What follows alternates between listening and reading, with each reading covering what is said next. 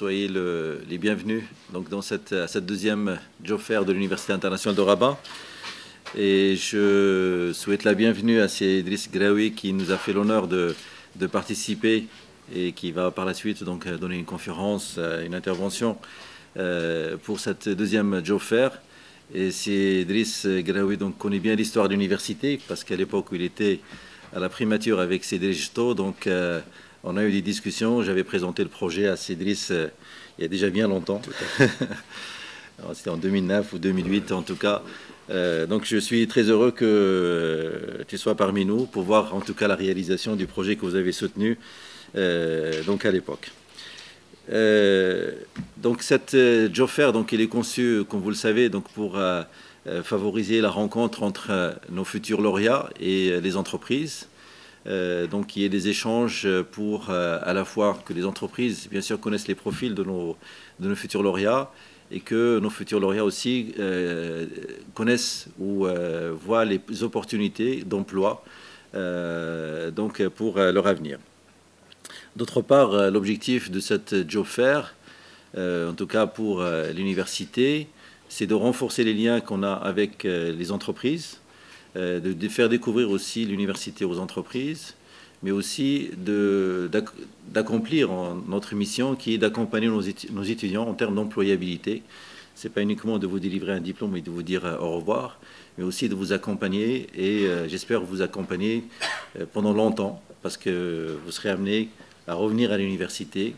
Comme vous le savez, on a créé une association des anciens donc, de l'UIR et j'espère que vous serez dans l'avenir actif donc, dans cette association-là parce que c'est votre université et le développement de l'université dépendra en bonne partie de vous, c'est-à-dire de ces lauréats. Donc cette année, c'est la seconde promotion. Donc on va délivrer des diplômes, Inch'Allah, dans une partie avant l'été, une autre partie donc, à la rentrée prochaine. Pour le bachelor en management, programme grandes écoles pour la business school, la logistique, l'informatique, les sciences politiques. Donc, la plupart sont en double diplomation, donc comme vous le savez. Donc, pour l'informatique, la logistique, c'est la double diplomation avec l'Université de Nantes. Pour le bachelor de management et le PGE, c'est en double diplomation avec le SRN. Et pour sciences politiques, c'est avec double diplomation avec Sciences Po Grenoble.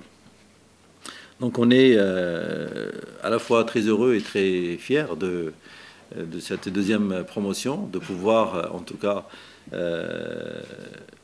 montrer que l'université commence à produire. Et j'espère que vous serez également dans votre vie active, en tout cas pour ceux qui vont aller dans la vie active, parce que je sais que certains d'entre vous sont intéressés de poursuivre leurs études. Et également, on va vous accompagner pour la poursuite de vos études. Mais en tout cas, ceux qui vont aller sur le marché de l'emploi, c'est de ne jamais oublier les valeurs qu'on a essayé en tout cas de vous inculquer pendant votre passage à l'université. Donc la valeur travail d'abord, respect. Donc on a toujours insisté sur le mot respect. Respect de vos institutions, de vos collègues, de vos camarades, de votre environnement de manière générale. Et j'espère qu'on n'entendra que des bonnes choses lorsque vous serez dans vos entreprises, chez vos futurs employeurs. Donc je voudrais souligner en tout cas pour l'université l'effort qu'elle a fait pour accompagner certains étudiants donc, en termes financiers. Comme vous le savez, sur les 1400 étudiants que compte l'université aujourd'hui, à peu près 400 étudiants bénéficient d'une aide totale ou partielle. Donc c'est-à-dire qu'il y a une gratuité des frais de scolarité, parfois même des frais de logement. Donc cet effort que fait l'université rentre dans sa stratégie, rentre dans sa vision, c'est d'être aussi donc, une université citoyenne. J'espère aussi que pour les futurs diplômés qui vont avoir une vie active, d'apporter aussi leur soutien par la suite à cette université qui va permettre aussi d'accompagner de plus en plus d'étudiants donc, qui ont besoin d'un soutien financier pour leurs études au sein de l'université.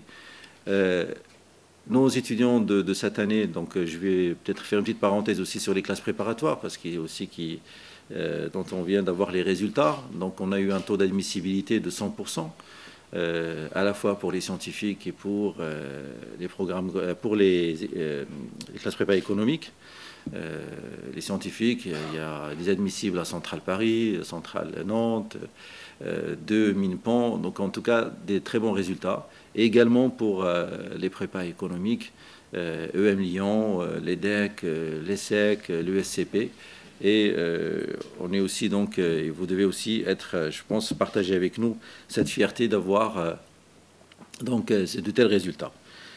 D'autre part, comme vous le savez, donc le Maroc a osé faire. Donc vous avez vu donc dans le nouveau logo, donc Osons le Maroc, ça va de Tangimet. Je pense que le Maroc a pris donc un pari de faire donc un port qui est de taille internationale, qui aujourd'hui, et là je parle sous le contrôle de Cédric, qui aujourd'hui, on peut dire que c'est un des plus importants donc, dans la Méditerranée, si ce n'est le plus important en Méditerranée.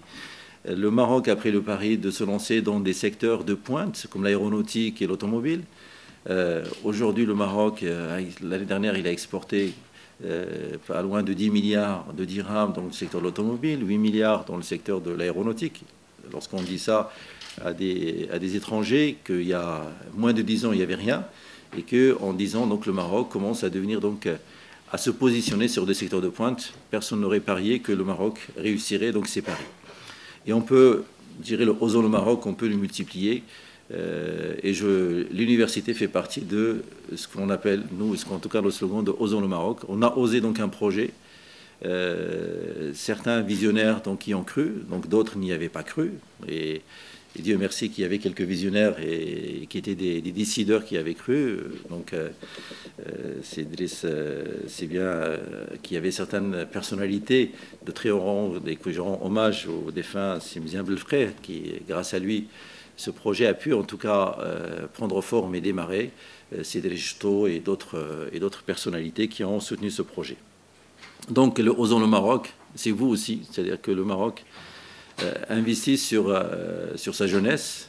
Je pense que le Maroc, et je le dis toujours dans mes interventions pour nos étudiants, je dis que le Maroc a besoin de vous et vous avez besoin du Maroc. Aujourd'hui, le Maroc connaît un développement très significatif et certains pays nous envient. Et je pense que le Maroc ne peut continuer à se développer et réussir ces challenges, qui sont nombreux, que grâce à sa jeunesse, grâce à une jeunesse bien formée, bien éduquée, et qui aussi va participer au développement et à la création de richesses. Je dis souvent la création des richesses, c'est d'abord bien sûr pour vous, mais aussi pour votre environnement et votre pays. Donc ce que je vous souhaite, c'est plein de succès dans vos futures carrières. Et j'espère en tout cas que vous serez toujours en lien avec votre université et on sera toujours à votre disposition pour vous accompagner. Il peut y avoir aussi parfois des pannes ou des ruptures donc, au niveau de la carrière. On sera toujours là pour essayer de vous aider dans la mesure du possible. Pour finir, je voudrais remercier les entreprises donc, qui ont répondu présent. Toute notre reconnaissance et nos vifs remerciements pour votre présence et votre engagement auprès de cette jeunesse. Et j'espère que vous ne ferez pas ça que pour l'UIR, mais que vous le ferez aussi pour d'autres établissements d'enseignement supérieur, parce que je pense que la jeunesse marocaine a besoin aussi des entreprises, quel que soit, gérer l'établissement. En tout cas, merci à tous. Je tenais absolument à être parmi vous aujourd'hui, parce que je crois, j'ai toujours cru, c'est Mouad'Dib l'a dit, j'ai toujours cru à ce projet qui en fait s'inscrit dans le cadre de ce Oser le Maroc, un Maroc gagnant, un Maroc qui est en train, par touches successives, de s'aménager une place en tant que future puissance régionale. Et je crois que c'est vous, une élite de demain, élite scientifique aussi, de demain qui auront à oser ce Maroc et à concrétiser ces nouvelles ambitions régionales et mondiales de notre pays.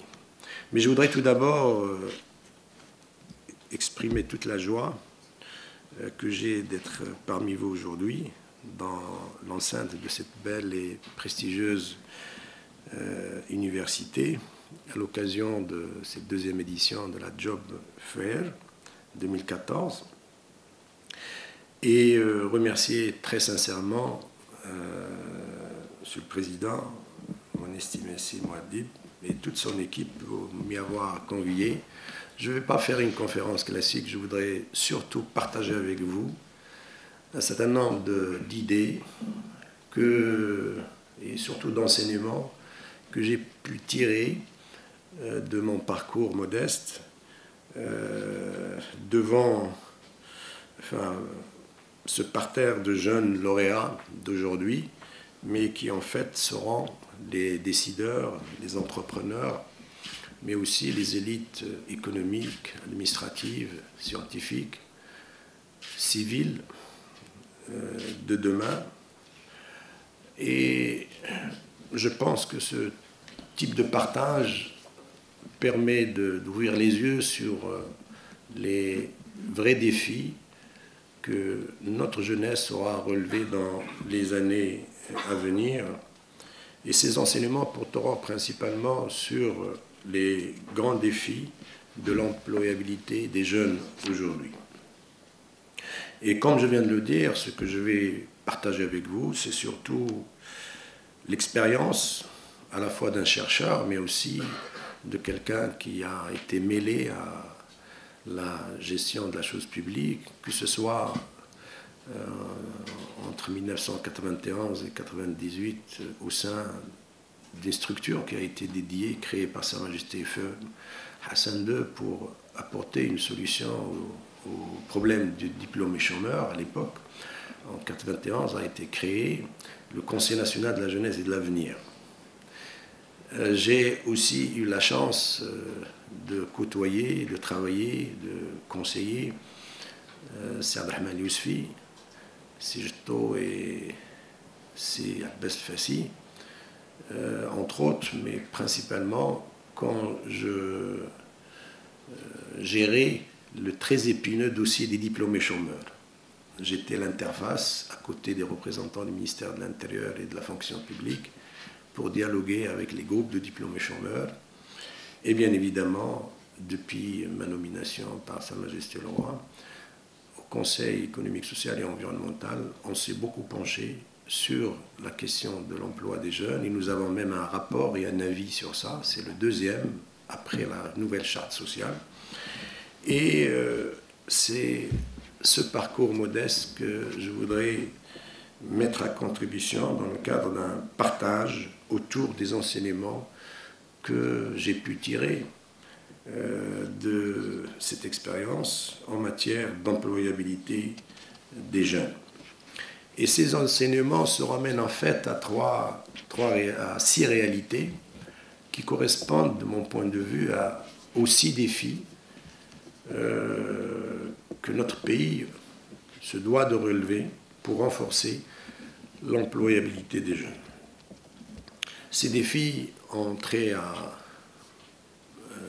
plusieurs paramètres correspondant aux différentes dimensions de la gestion de notre économie et de notre société. Il y a d'abord un défi que je qualifierais de socio-démographique, un défi économique, un défi technologique, un défi lié au financement de la croissance, un défi lié au système d'éducation et de formation et un défi donc lié aux dimensions culturelles de l'employabilité. Alors le premier défi, je crois que souvent quand on analyse, on examine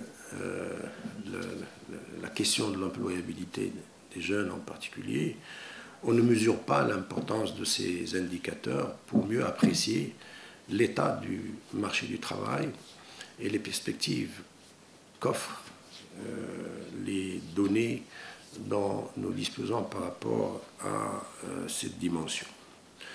Alors cette dimension, en fait, ce défi réside principalement dans une réalité qui, malgré la transition démographique que connaît notre pays ces dernières années, elle va se renforcer dans les années à venir, c'est celle de la pression croissante de la population active de plus de 15 ans en âge donc, de travailler et qui arrivent annuellement sur le marché national du travail. Je donne un chiffre.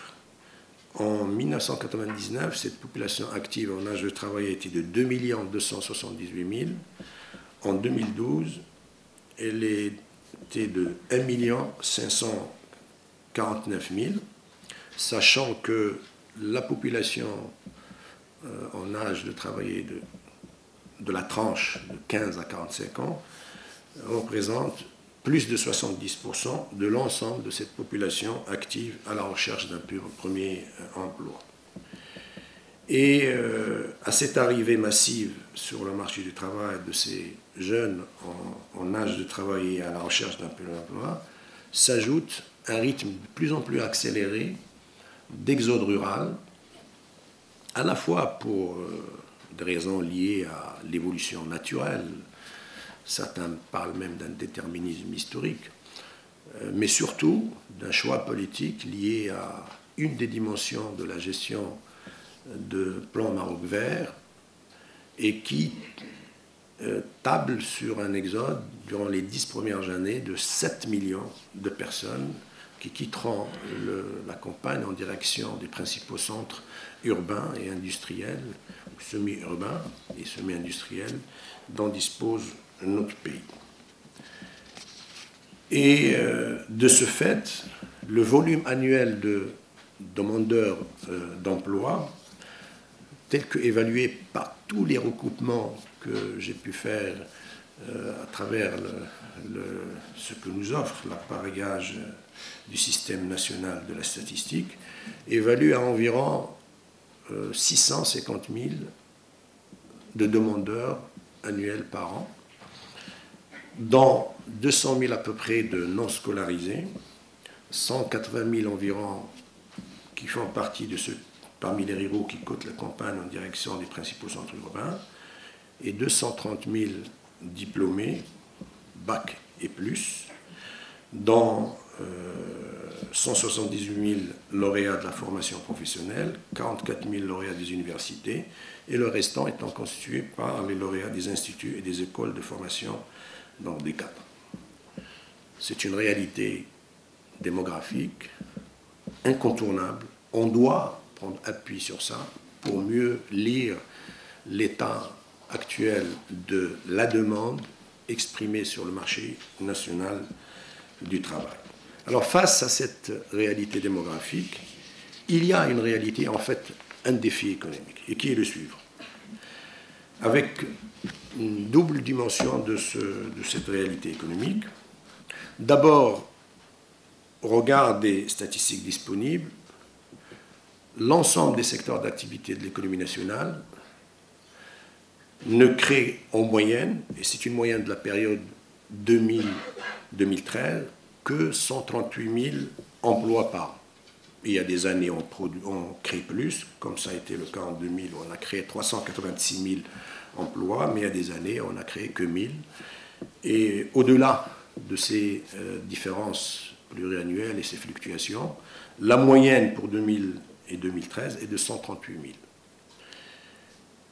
Deuxième dimension, il n'y a plus un lien aujourd'hui mécanique entre croissance et emploi.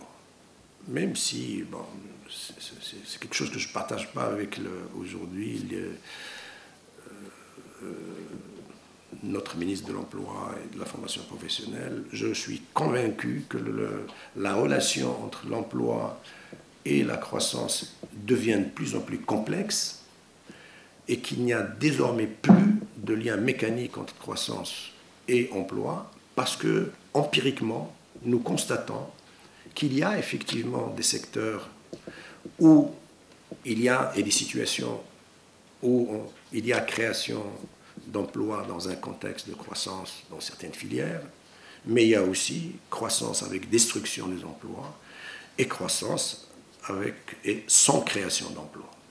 Donc, ceci empêche de construire une politique publique de promotion d'emploi autour de cette hypothèse qui, aujourd'hui, n'est pas conforme à la réalité que nous observons à la fois au niveau micro et au niveau macroéconomique. Et cette double réalité, ramenée à la demande, donc nous avons 650 000 demandeurs, nous avons une moyenne de 130 000 offres par l'ensemble des systèmes d'activité, des secteurs d'activité de l'économie, eh ben, cela met notre économie devant une impossibilité objective de réaliser et la croissance et le plein emploi.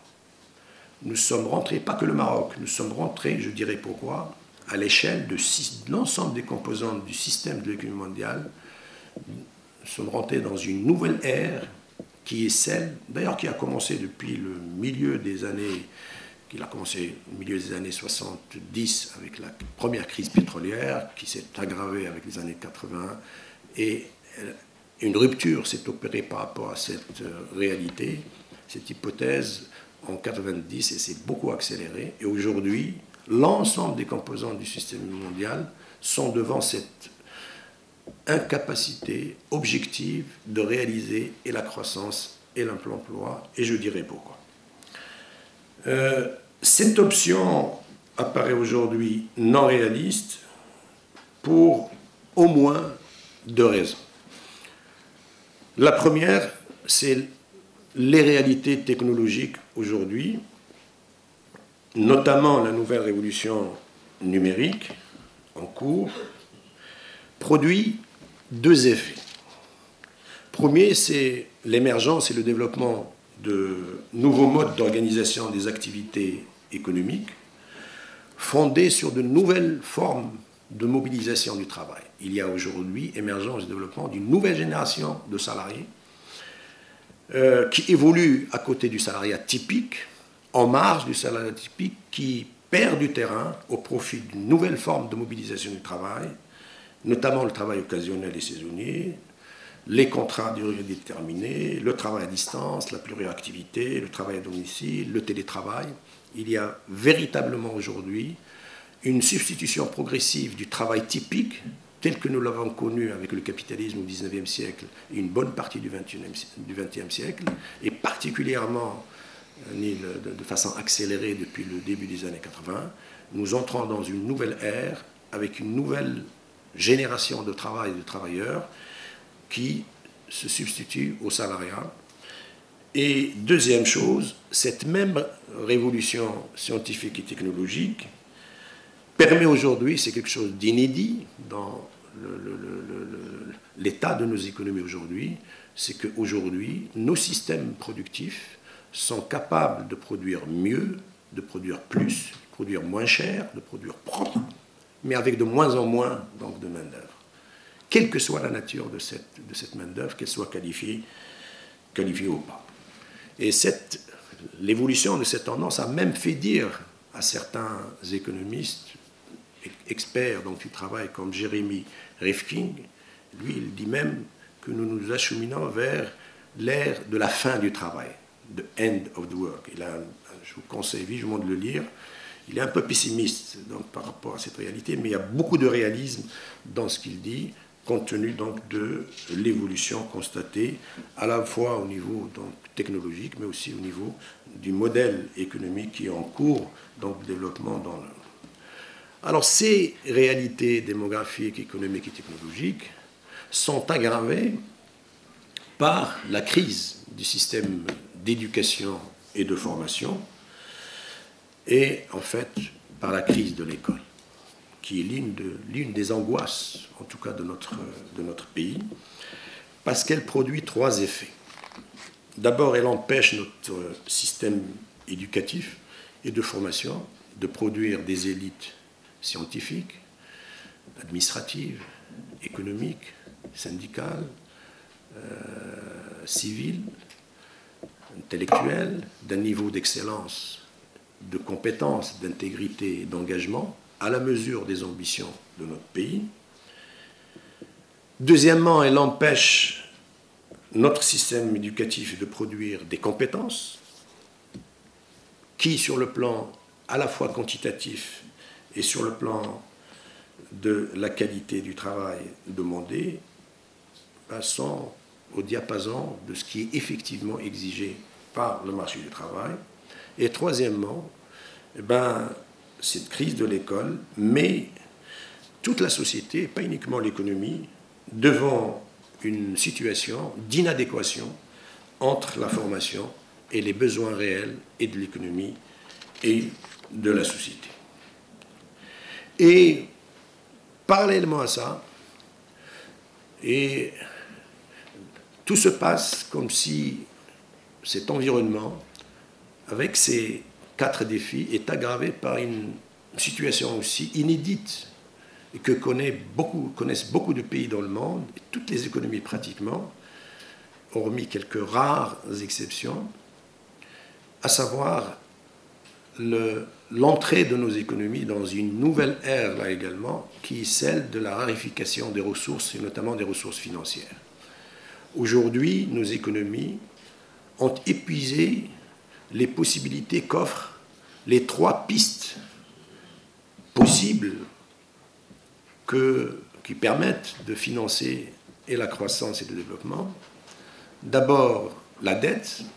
Je crois que toutes les nations sont confrontées à un endettement croissant et toutes les nations s'en ont remis à l'observation évidente que nos économies ont atteint un niveau d'endettement qu'il faut chercher d'autres pistes pour financer la croissance.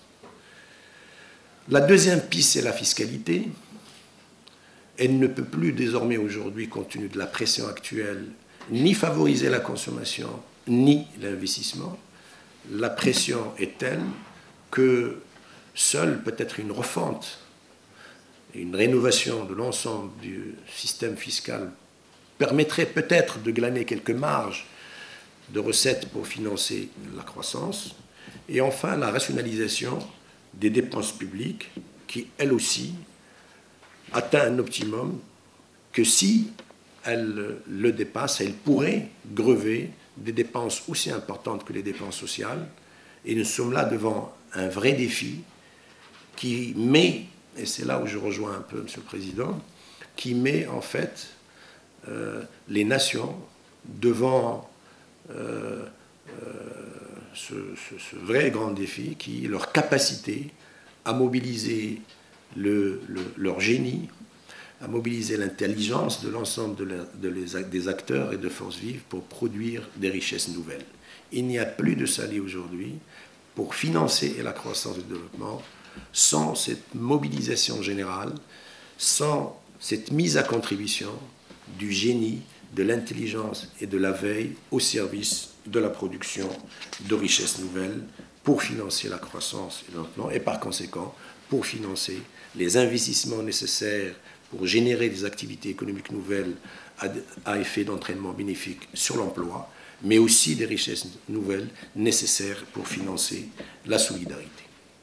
Face à cette réalité, nous avons une réalité culturelle et qui aussi fait partie de ces défis qui empêchent de renforcer l'employabilité de nos jeunes aujourd'hui. Cette réalité se présente de la sorte. Notre société, malgré l'effort fait par les familles, par l'école, une certaine école, tout semble évoluer comme si notre société continuait à être organisée autour d'une rationalité fondée sur le binôme donner-recevoir. Donner, recevoir au sens où nos jeunes, une bonne partie de nos jeunes, même si cela évolue à un rythme réel et accéléré, change véritablement, attendent tout de l'État, tout de la famille et tout de la société. Cette rationalité dans notre système social doit aujourd'hui changer au profit d'une triptyque qui est la seule salvatrice à la fois pour créer de la richesse, mais pour donc une appropriation des jeunes de leur propre destin, à savoir chercher, trouver, créer. Et je crois que ces 6 défis, en fait, éclairent sur la nécessité d'opérer une vraie rupture au niveau de notre façon de concevoir la question de l'emploi, mais surtout de concevoir la chose économique aujourd'hui. Je pense que l'état de l'employabilité des jeunes dans notre pays, mais aussi dans le monde, parce que nous sommes devant cette incapacité objective de réaliser et la croissance et le plein emploi, nous devons s'interroger et interroger notre modèle économique aujourd'hui. Je crois qu'aujourd'hui, nous avons besoin de 4 types de ruptures pour promouvoir réellement de l'emploi, mais surtout pour créer de la richesse. Le premier, c'est changer de modèle économique. Pour la simple raison que le modèle, et tous les indicateurs le montrent, y compris dans les pays les plus avancés, le modèle économique dominant encore aujourd'hui crée de l'exclusion de plus en plus, crée du chômage, n'arrive pas à permettre à nos sociétés de réaliser le plein emploi et développe de plus en plus des formes de mobilisation du travail de plus en plus atypiques, à la marge et en dehors du salariat, c'est-à-dire un travail de plus en plus précaire, un travail qui de moins en moins décent, qui est rarement contractualisé, qui n'assure pas toujours une protection sociale universelle et qui ne débouche pas toujours sur une carrière. Et ce modèle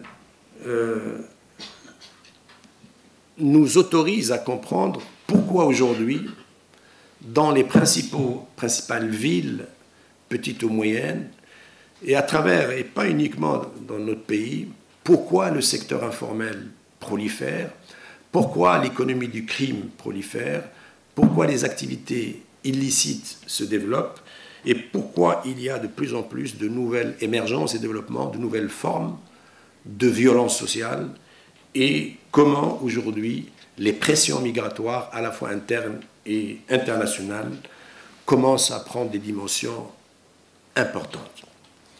Et le nouveau modèle, le nouveau modèle en perspective, doit, à mon avis, s'appuyer sur 3 choses et 3 piliers qui, en fait, doivent contribuer d'abord à élargir la base sociale du système productif et surtout diversifier le champ des activités productives.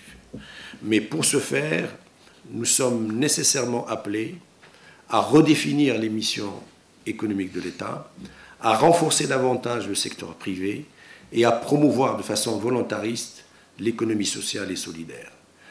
Parce que c'est cette perspective qui nous permettra demain de renforcer un deuxième pilier incontournable. Demain, on doit partager mieux les richesses produites. Et on doit partager aussi le travail. Parce que, de plus en plus, du fait de la révolution numérique, nous sommes appelés à produire plus avec de moins en moins du travail, et donc à produire davantage de richesses, mais cette richesse doit être mieux partagée, et ce travail doit être aussi mieux partagé. Mais cela ne peut se faire que si on renforce l'économie du savoir.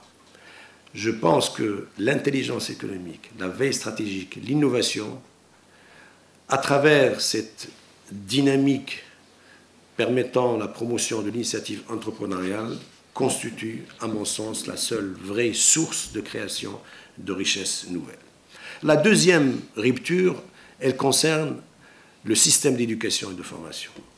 Je crois que nous sommes appelés, mais de façon plus accélérée, à réformer en profondeur notre système d'éducation et de formation, mais surtout dans le sens de redéfinition de nouvelles missions de l'école.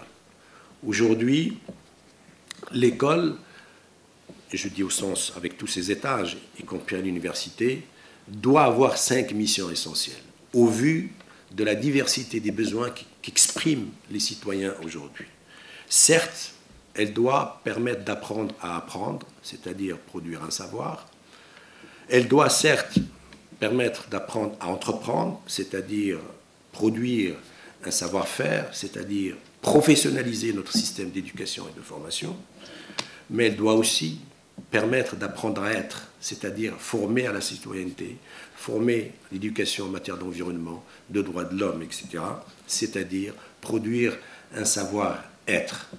Mais de plus en plus, notre système d'éducation et de formation, le cœur de son métier, doit être aussi apprendre à créer et apprendre à innover, c'est-à-dire produire du génie, produire de la veille stratégique et produire de l'intelligence. Je crois qu'au cœur des grands défis du système d'éducation et de formation, c'est de s'organiser ou d'organiser de véritables pôles d'excellence, universitaires d'excellence, qui produisent du génie, qui produisent de l'intelligence et de la veille stratégique. C'est cela qui nous permettra véritablement de produire de la richesse indispensable à la fois pour financer la croissance et la solidarité. Et c'est ce que tentent certainement des îlots, ces pôles d'excellence comme l'Université internationale d'Europe.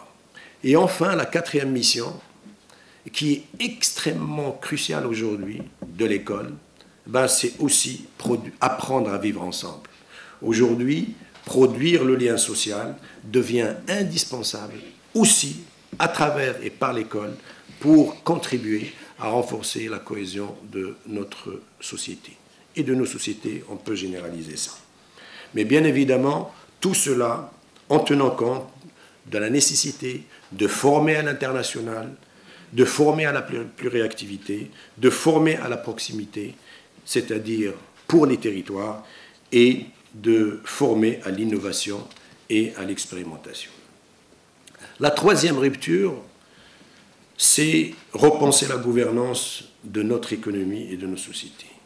Et là, l'expérience que nous avons eue au sein du Conseil montre que l'essentiel, donc, à ce niveau, en termes de gouvernance, c'est la gouvernance des territoires.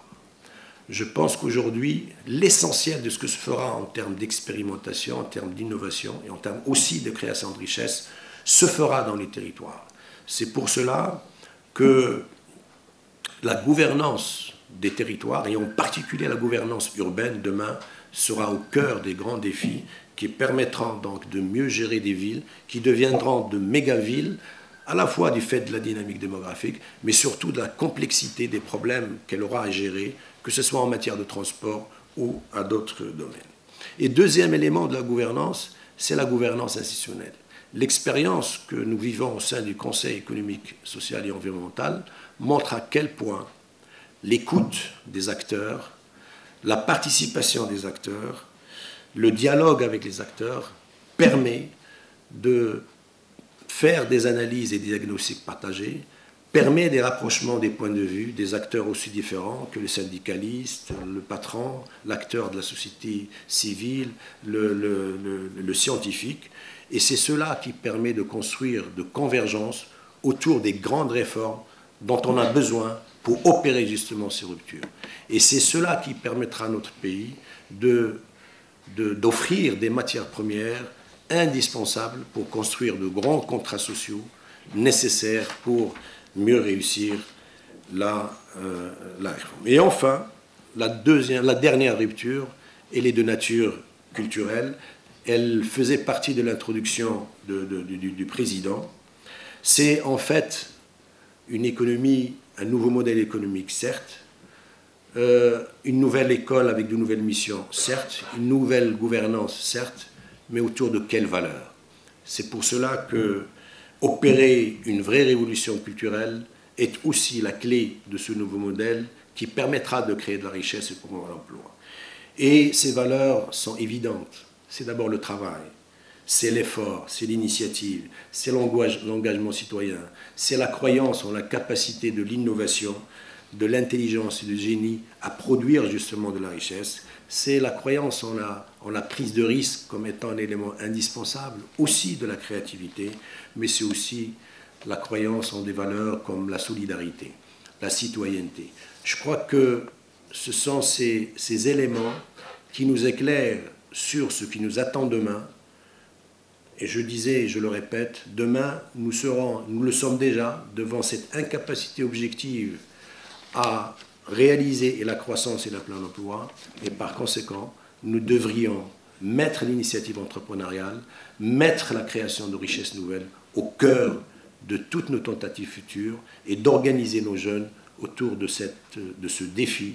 Et c'est aussi là où se situe l'avenir de notre pays, un pays qui se libéralise, un pays qui essaie d'offrir les conditions pour que les énergies créatrices s'éclatent.